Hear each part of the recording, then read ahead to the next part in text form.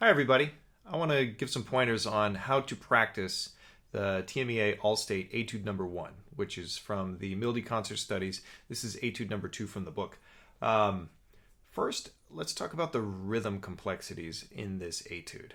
When you begin studying at the very beginning of the etude, you want to subdivide as much as you can so that you can feel what is going on within the beat. So I'm going to play just the first two measures at a fairly slow tempo here.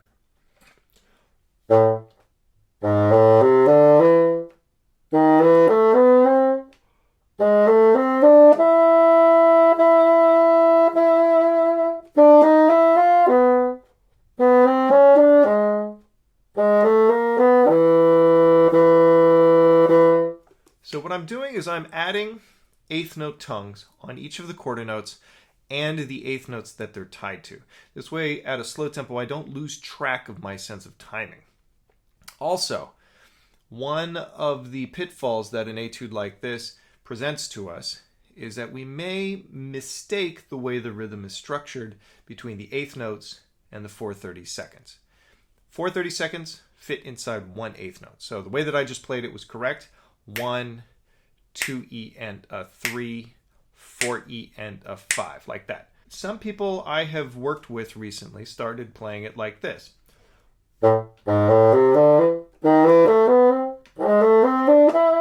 Which feels like a delightful little waltz, but that's incorrect. So you need to make sure that when you're practicing it, you are making the eighth note fill up the appropriate amount of space. Da, da, da, da, da, da, like that. So break apart the long sounds and then make sure that you're counting appropriately through the eighth notes. Another place in the piece that we have some trouble with the rhythm is the very last line of this etude. It's the first time that we've seen a 16th note paired up with 32nd notes.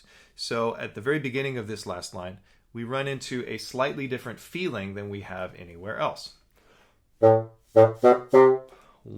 and a 2, where a lot of times when we just look at it, we might not see that that's a 16th note first. What I've done is marked slashes where all the beats sit in this part of the measure. So I know this is where my beat rests. Da, da, da, da, da, da, da, da, da, da, da, da, da, da, da. Now I'm on the high A, where we have a dotted 16th note, which is a different kind of more complex rhythm. Again, this is also the first time we've seen a dotted 16th note. So a dotted 16th note lasts for 3/30 seconds worth of time. So bring back your subdivision here. If I'm starting right on that A and I'm subdividing, I'm going to turn it into 3/30 second notes. Right? So dee dee dee da da. That's my 3/30 second notes. After I practice that for a little bit and I plug the rhythm into my brain, I'm going to take the subdivision out and just hold it for that length. You probably heard that I used a little vibrato to help myself feel the rhythm. That's perfectly acceptable to do. Then I've also marked slashes here so that I know where I'm lining up and where my checkpoints are.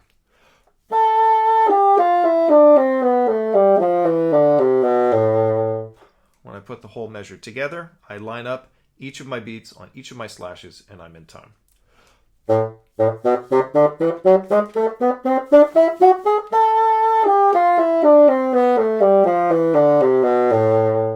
By doing that, I can guarantee that my body and my muscle memory will learn how to do the rhythm in this portion, and it'll stay that way as I move faster.